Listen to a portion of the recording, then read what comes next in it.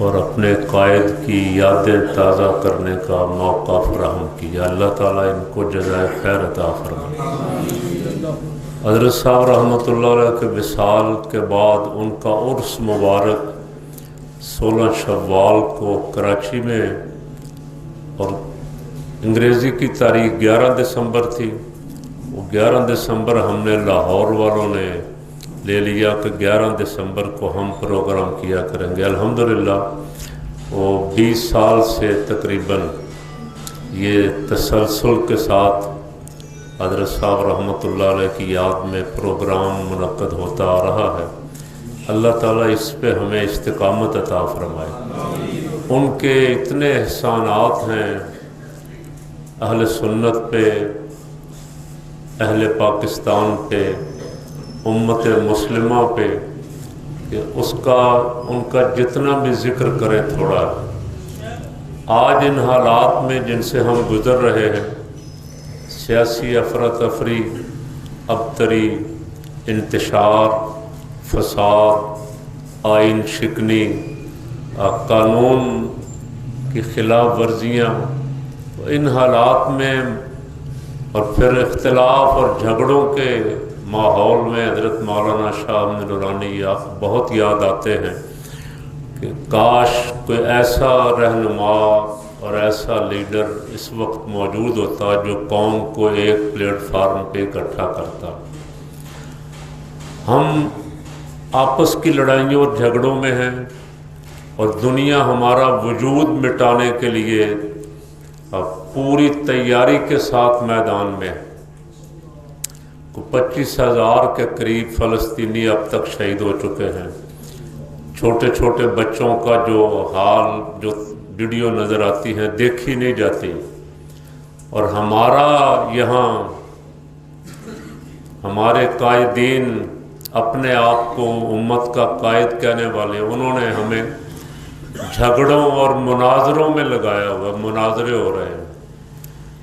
دشمن پورے ہتھیاروں کے ساتھ پاکستان نہیں، پورے ممالک اسلامی کے خلاف سرگرم عمل ہے۔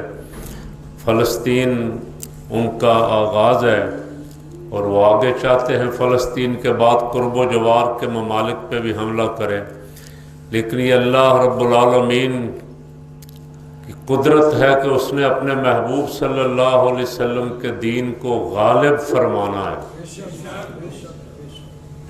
فلسطین کے ان نہتے مجاہدوں نے 2 مہینے سے، اب 2 مہینے مکمل ہو کے اوپر شروع ہو گئے، 62-63 دن ہو گئے، انہوں نے جو اسرائیل اور امریکہ کو سبق سکھایا ہے وہ انہیں، میرا خیال ان کی پشتوں کو بھی یاد رہے گا، اور امید اللہ کے کرم سے یہ ہے، بہت دعائیں مانگ رہے ہیں لوگ مدینہ طیبہ میں، مکہ مکرمہ میں، عوام، امام نہیں، امام دعا بھی نہیں مانگ سکتا، امام خطبے میں بھی فلسطین کا ذکر نہیں کر سکتا، بادشاہوں کی طرف سے اسے اجازت نہیں ہے۔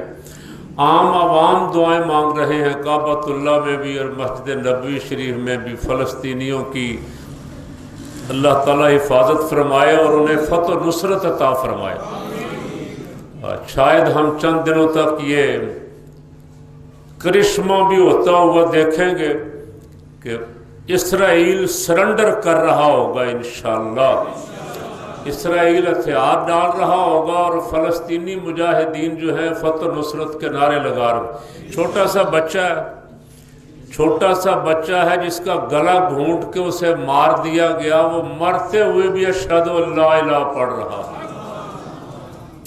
جذبے ان کے اسی طرح اسلحے کے سامنے، ٹینکوں اور توپوں کے سامنے وہ ڈٹے ہوئے ہیں۔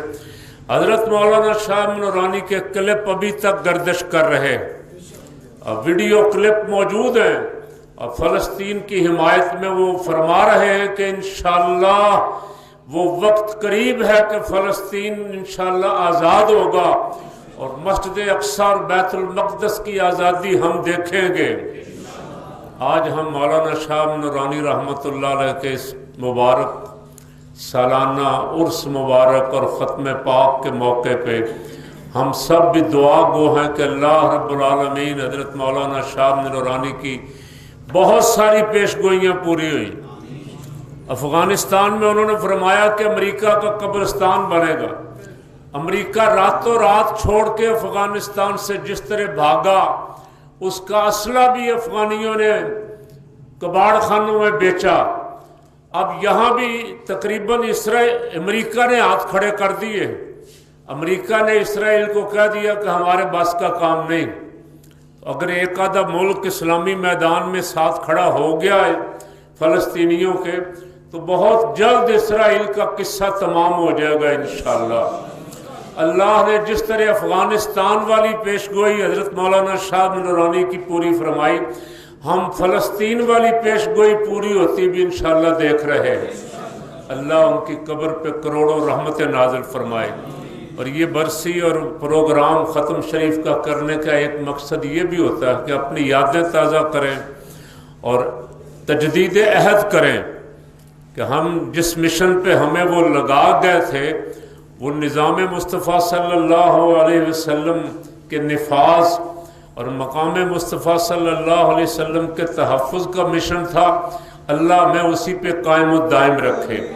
ان تمام حالات، خطرات اور فتنوں کے باوجود جمعیت کے جو کارکن آج تک پورے ملک میں اور پوری دنیا میں جہاں جہاں بھی لوگ ہیں یاد کرتے ہیں مولانا شاہ نورانی کو، اور جب بھی ملتے ہیں وہ پہلا جملہ یہ کہتے ہیں کہ حضرت صاحب رحمۃ اللہ علیہ رخصت ہو گئے ہیں۔ اس کے بعد وہ سنیوں کی بہاریں نہیں رہی۔ تو ان سنیوں کو بھی سوچنا چاہیے جنہوں نے حضرت کی زندگی میں بھی ساتھ نہیں دیا، آج پچھتا رہے ہیں، رسوا ہو رہے ہیں، باہم دست و گریبان ہیں۔ کوئی ایک بزرگ تھا جو دو لڑتے تھے، ان کی صلح کروا دیتا تھا، اب کوئی صلح کروانے والا بھی نہیں، آپس میں دست و گریبان ہیں، آپس میں مناظرے کر کر کے، لڑ کے، ایک دوسرے کے خلاف فتوے دے کے یہ کیا پیغام دے رہے ہیں اہل سنت کو۔